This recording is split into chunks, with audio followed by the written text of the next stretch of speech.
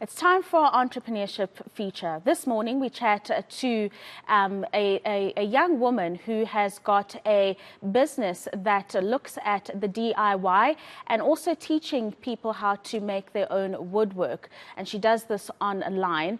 Let's hear her story. We're joined by Ndivhuwo Nelwamondo in studio. Thank you very much for joining me this morning. I really appreciate it. And let's just start with why you decided. I mean, you got a degree and you're furthering your education in something completely opposite to the creative handwork space, which is where you're at right now. Tell us about how you found yourself creating DIY videos and teaching people how to perhaps create their own furniture.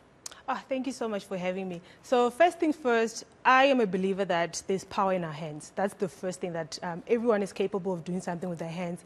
And another thing that I started, during the pandemic, we all were going through a financial and economical distress. So basically that's how I started creating pieces, because we moved into a different space and then I desired a specific piece of furniture, but financially during COVID, it was not possible. So that's how I decided to start making and creating different furniture pieces and also starting to document it as well. So that's how my journey started. And how was it received when you documented it?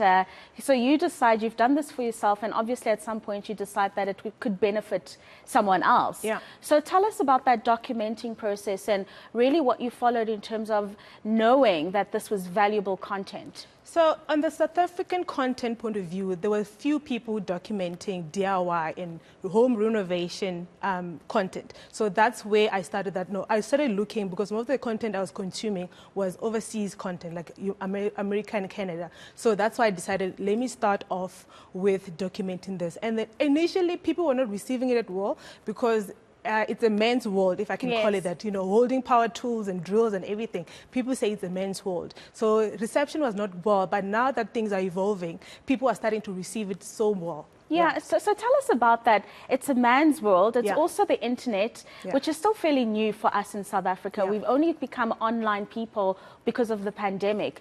So getting into the market and breaking the misconception that this is something that men do, and you'd never find a woman holding a power tool and drilling into wood and things like that. How were you able to break those barriers? So the message I wanted to relay personally was that anyone can do it. That's whether you're female or male, any single person can do it. And it's not only, like, for example, I wanted people to learn more about how to take care of their own home maintenance where they stay, whether you're renting, whether you're having your own home. I wanted people to learn how to do their own maintenance. It's not everything that you have to pay for. You don't have to pay for, someone to come and fasten the hinge. So now things are evolving and people are starting to receive it more, and people are spending more time in their household, and they are realizing that, no, man, I can do this. I'm able to do this. So it's not that difficult.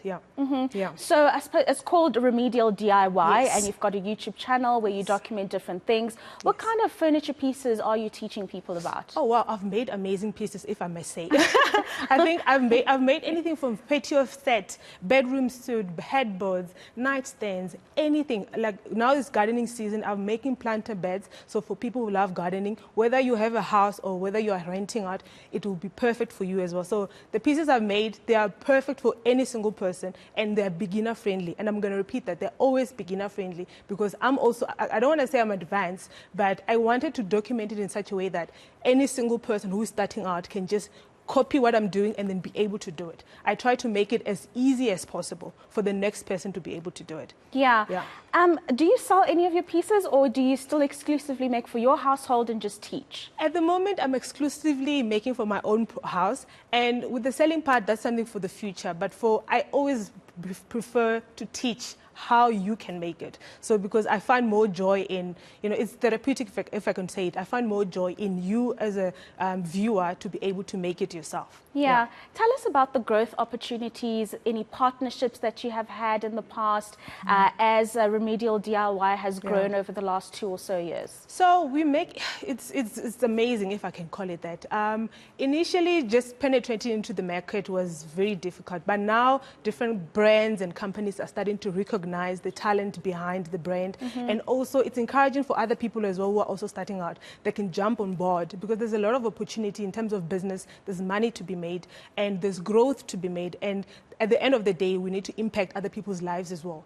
Like, it's irrespective of money, but at the end of the day, you're changing someone's life. Because I get a lot of people saying, no, it's not only they're making furniture, but for them, it's therapeutic. So that's another thing that, will keep me going as well. Yeah, and that's an interesting business model that you have, in that you teach people how to make their own furniture and not necessarily sell furniture to anybody. And it's an interesting one, because as an entrepreneur, people will always think that you always have to sell something to someone so that you can grow and make a profit. And you're explaining to us that that's not necessarily the situation. It's not every single time that you have to sell. There are many different streams of income. I'm not a perfect designer. Someone is perfect with designing furniture. They can make income from that. And then there'll be someone who will be making. So it's a whole chain. So there'll be like someone who can help you cut your wood. So that's a whole chain of many different people doing different things as well. So it's not only selling. There's always many different avenues where you can tap into and make money and make an income. So I always encourage people that if you want to make extra income, try to make the products and sell them yourself. You can even sell plans to people. Other people they're not good with designing. Sell them plans. Sell them, cutting. If you can cut wood for them, that's a business avenue altogether. So how do you make your money then? Because you're not selling anything. I make my money through teaching and also brand endorsements. That's how I make my money. So you're beginning a lot of brand endorsements, like you were saying. So, you were saying that a lot of people are seeing the work that you do and they've grown interested. Have you found interest from people outside of South Africa, or do you not curate the video? I mean, do you not look through the videos and the data coming in terms of who's engaging the content? I've actually noticed, I've joined TikTok recently, and most of my content is spreading throughout Africa. So I have a lot of Kenya, Botswana, Lesotho. And they're always wondering, how are you doing it? You're female. How are you doing it? I want to learn. How do I learn? And I always tell them the same thing. It's easy. You just need to start. With everything in life, we just need to start. So my market is, growing throughout, especially in Africa, because DIY space is very limited in terms of documentation, but compared to the US and everywhere. So I'm noticing a lot of movement throughout Africa, and, we're expanding, we're growing, we're not stopping. No, that's absolutely amazing. And people always make the mistake of undermining a woman, you know. I know. So that's one of the big things that you're kind of proving them wrong on. The materials that you use, is it exclusively woodwork that you focus on, or are you trying out different things? Because you're also growing yourself, because you learned this business off US and Canada videos. So that growth process, has it included trying out new materials, or do you exclusively focus on wood? Not solely wood, but because wood, in terms of affordability, it's easily accessible, if I can call it that. So I'm also moving on to other things, like working with different, now I'm actually learning how to weld, which is something that is beyond my comfort zone, and using extreme power tools with safety precautions, of course. So I'm actually advancing more. We can't stay in one level, so I'm advancing more, and so that I can reach different markets as well. So there are many people who are interested in, recently I've started working with major power tools like your grinder and table saw and everything. So that's an advanced thing, what I'm currently doing. So we're expanding, we're growing. And then just a final thought from you, Ndivhuwo. Someone watching this who wants to start teaching people a certain trick or trade, whether it be makeup, hair, whatever it is, what kind of advice would you give them? You said to me earlier on, they must just start. What's another thing that you would look at based on the journey that you've had and give it as a piece of advice to someone? Besides starting, you need to start, and you need to believe in what you're doing. That's the most important. If you don't believe in what you're doing, no one else is going to do it. So you have to believe it, and you have to be persistent. Like with everything in life, we need to be persistent. You cannot give up, because if you don't start, who's going to start? You need to shine your light. That's what I'm saying. You need to shine your light wherever you are, whether you're doing hair, whether you're cooking, whether you're nails, whatever it is. Shine your light and give it your best. Just give it your final shot, because you can never know the impact that is giving to other people in the whole world.